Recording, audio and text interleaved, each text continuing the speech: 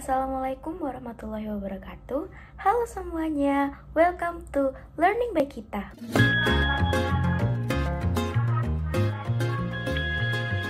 Perkenalkan, nama saya Dwi Nur Azizah. Pada video ini menjadi Learning by Dwi. Hari ini kita mempelajari tentang proses strategi operasi. Proses strategi operasi ini terdapat 4 proses, yaitu perumusan, implementasi, pemantauan, dan pengendalian. Nah, saya akan membagi menjadi 2 bab bagian. Yang pertama, perumusan dan implementasi. Jadi apa sih perumusan dan implementasi strategi operasi itu? Perumusan strategi adalah proses praktis untuk mengartikulasikan berbagai tujuan dan keputusan yang membentuk strategi. Dan implementasi strategi operasi adalah penerapan rencana dan strategi operasi untuk mencapai tujuan yang diinginkan. Perumusan strategi operasi tidak dilakukan setiap hari. Biasanya, perusahaan atau organisasi merumuskan strategi operasi pada siklus perencanaan reguler, misalnya perencanaan tahunan. Dalam merumuskan strategi operasi, terdapat beberapa elemen, yaitu yang pertama, sebuah proses yang secara formal menyelaraskan tujuan strategi organisasi total untuk meningkatkan sumber daya. Yang kedua, menggunakan tujuan kinerja operasi sebagai perangkat terjemah untuk penyelarasan antara tujuan penentuan posisi pasar dan strategi operasi. Yang ketiga, menilai keselarasan melalui penilaian kepentingan relatif dari kinerja operasi tujuan dan kinerja yang dicapai.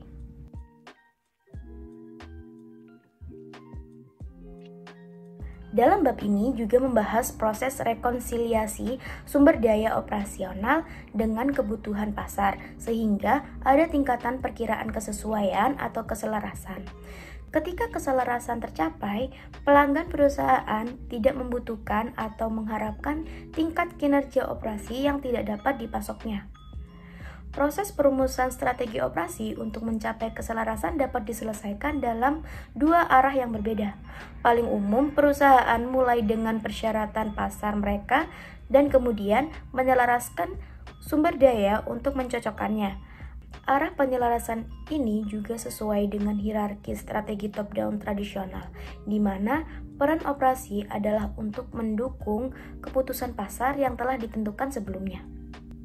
Mekanisme mempertahankan keselarasan dari waktu ke waktu.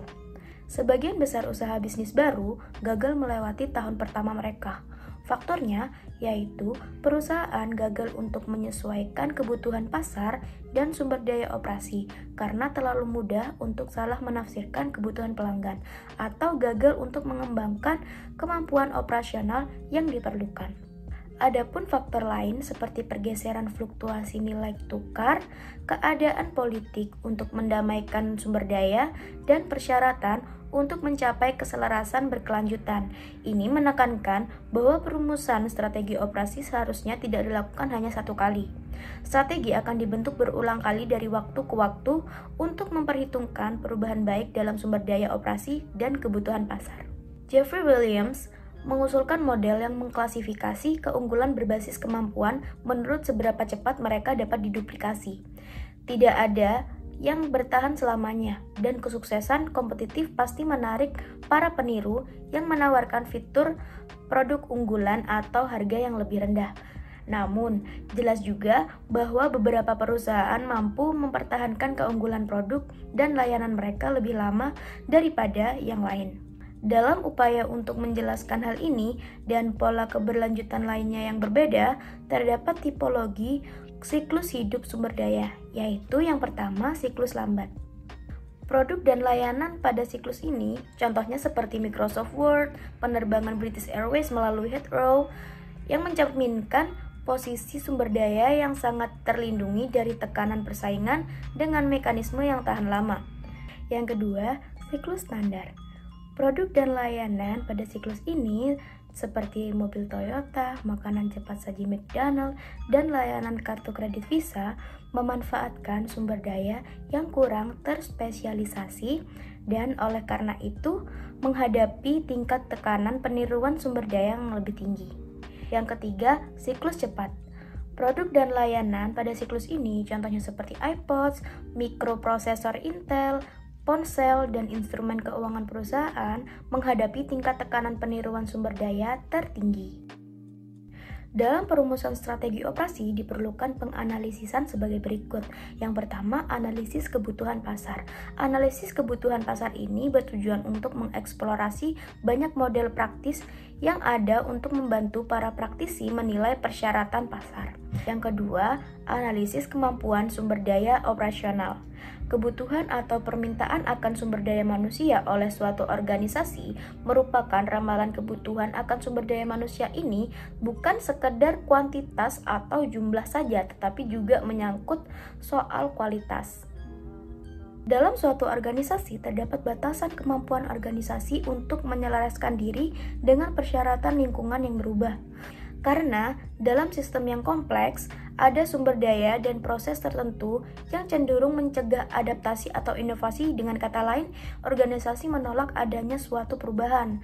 Hal inilah yang menjadi tantangan dalam perumusan strategi operasi. Kapan sih proses perumusan itu selesai?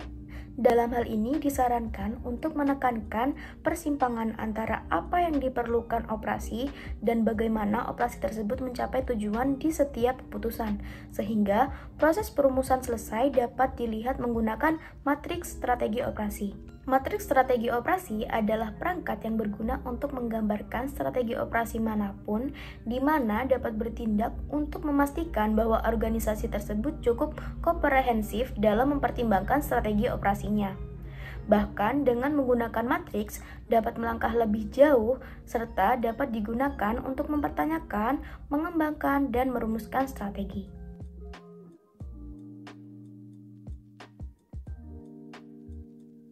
Berikutnya, implementasi strategi operasi.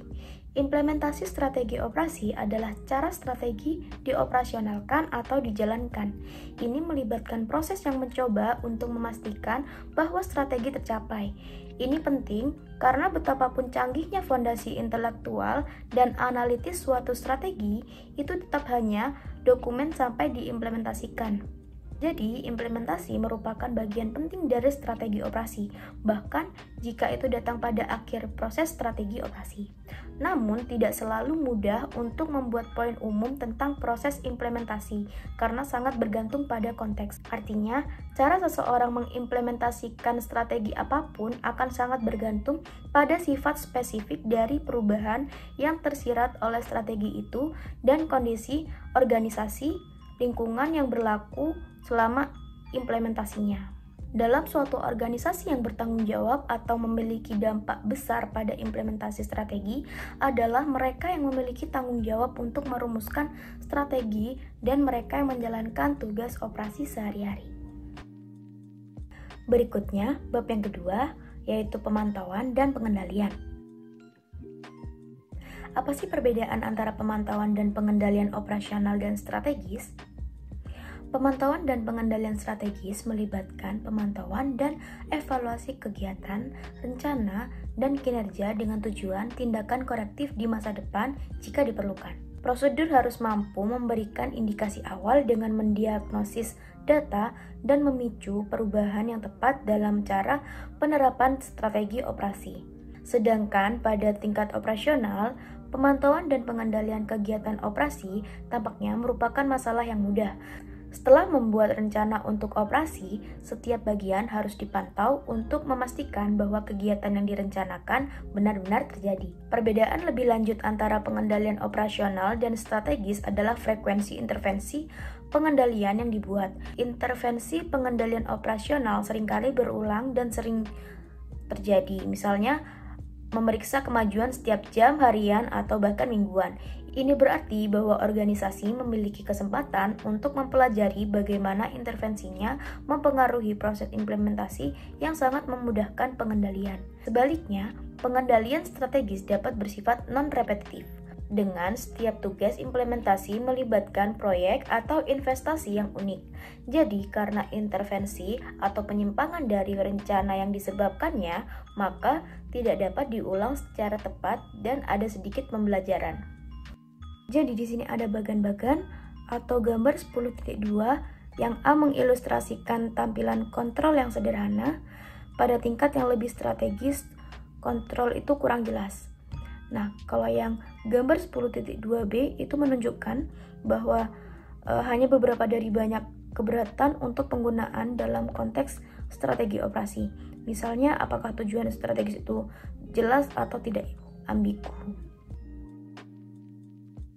Pada gambar 10.3, tipologi Hofstede mengidentifikasi sejumlah jenis kontrol yang merupakan fungsi dari perbedaan antara kontrol operasional dan strategis.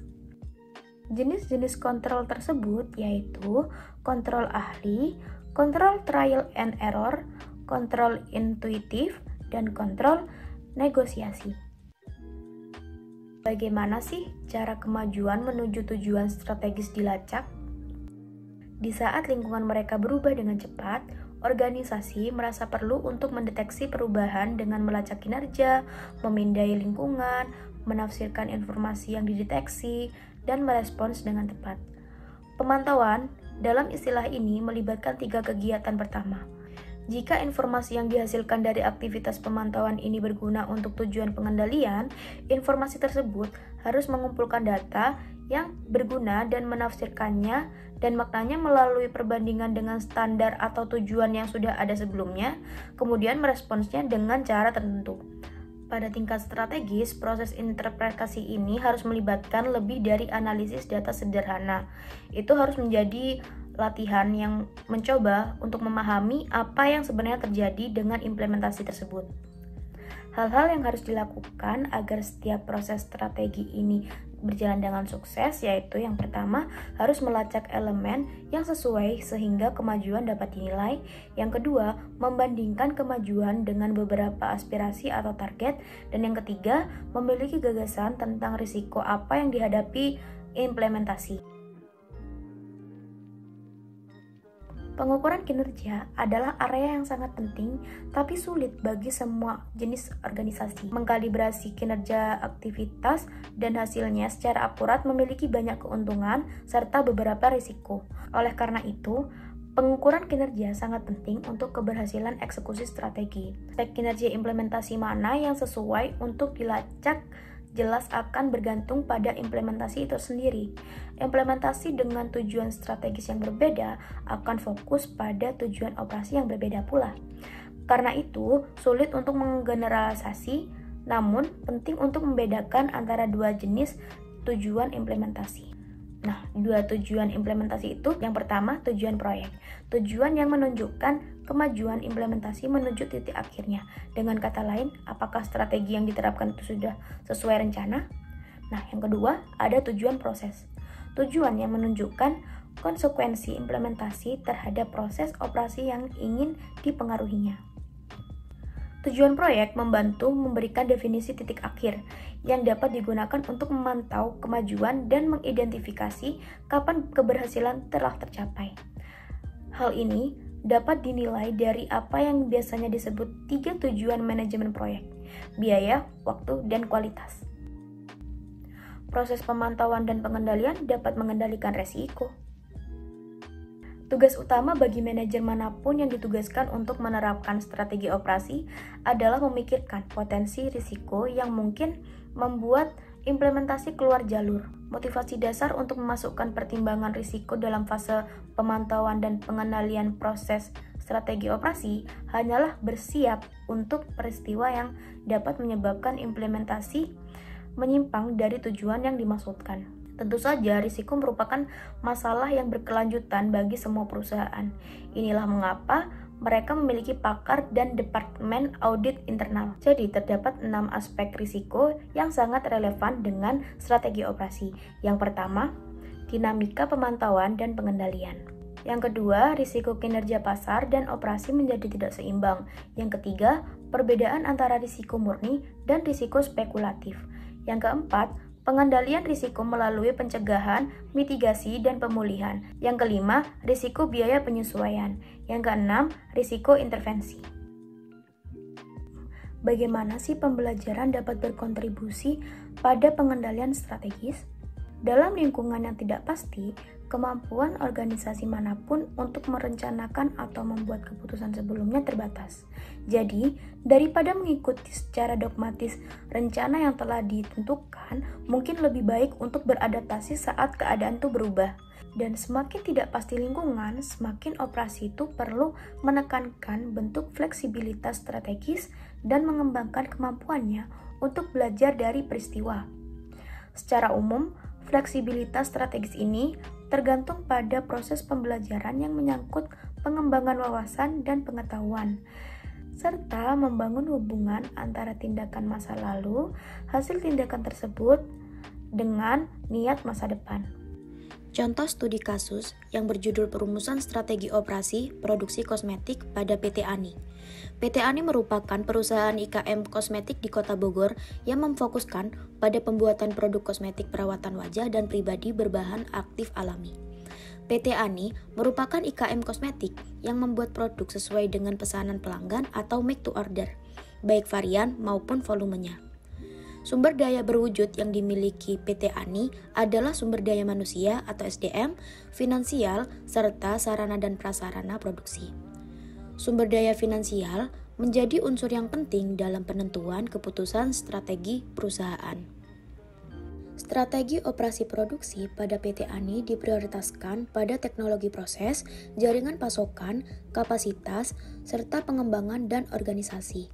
Pembangunan sumber daya dan proses operasi produksi kosmetik pada PT ANI adalah dengan mengadakan peralatan otomatis pada proses pemompaan dan pengisian bahan, melakukan perbaikan mutu bahan baku komoditas dari pemasok, memperluas ruang stacking dan meningkatkan keandalan laboratorium, serta menerapkan sistem manajemen mutu berpedoman CPKB. Berikut ini merupakan matriks strategi operasi pada PT ANI. Berdasarkan analisis matriks IE, perusahaan berada pada kuadran 5, yaitu bertahan dan memelihara pasar yang ada. Pada fase ini, perusahaan dapat menjalankan strategi bersaing diferensiasi fokus.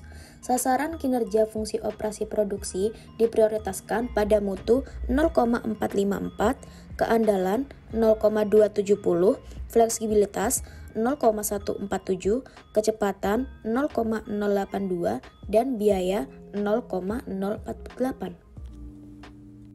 Sekian pemaparan materi dari saya tentang proses strategi operasi. Semoga materi yang telah saya sampaikan dapat dipahami dan kurang lebihnya mohon maaf. Saya Dinar Aziza. Terima kasih sudah menonton video ini. Wassalamualaikum warahmatullahi wabarakatuh.